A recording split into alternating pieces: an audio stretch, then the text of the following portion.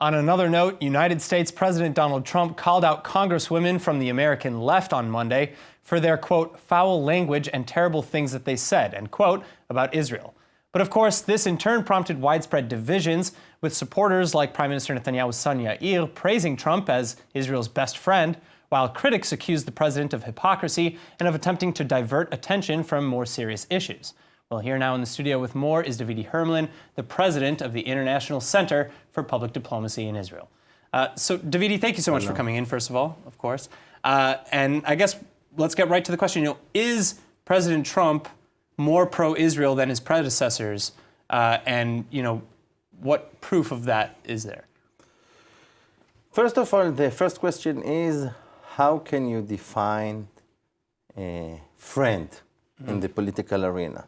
And I would say that friend is the one who gives you a wave sphere to do whatever or almost whatever you want. President Trump doesn't tell us what we should do. He is asking us what we would like to do. And he supports our point of views most of the time.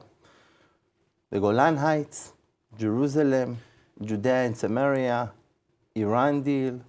So some might argue that a good friend also has the will to tell you when you've overstepped your bounds. Is there an example of that where Israel says, like you said, where the Trump administration asked, what would you like? And Israel said X, and the Trump administration said there's no way.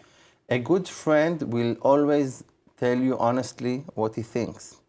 But in the bottom line, he will let you to decide what is better for you.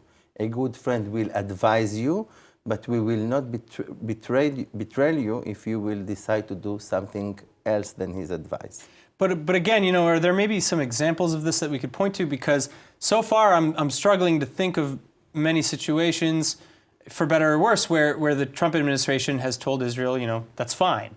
And, which, as we know, has, of course, isolated the Palestinians away from the negotiating table, although that's an arguable point because many say that they weren't there to begin with. But back to the question. So again, I think that if you take all the points which are important to Israel, security, sovereignty, and negotiations with the Palestinians, I think that President Trump gives us huge spectrum of decisions that we can make. And he doesn't limit us to do very specific, to pick very specific way on those issues. For example, with the Palestinians, he said many times that he believes that Palestinian state is a good idea. But he always said that the final agreement will be as the parties will agree about. And until then, Israel, as long as the Palestinians will not negotiate with Israel, Israel can pick or choose to do unilateral steps. I see. So, but again, now let's kind of look at the allegation that perhaps Trump is just trying to deflect away from, the Epstein situation with those charges and maybe their alleged relationships and ties and things like that. Is there any credence to that this is just kind of political, with the timing, especially of this tweet, or is that really just Trump being Trump? Listen, this is a not so unique move by Trump. So I don't think that it has any connection to the politics within the United States. I really think that he just expressed his point of view regarding what those distinguished politicians said about Israel. And I think that he tweets so many times per day, so we cannot say that he tried to take the discussion to different places. He did what he usually does. Sure.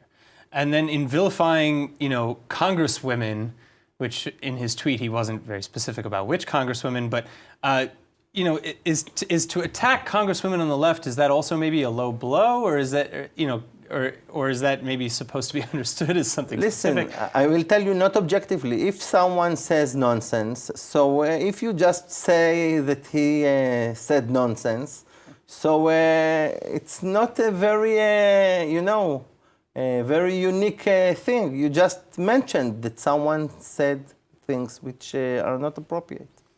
All right, well, Davidi Hermelin, thank you so much for coming in. Thank you.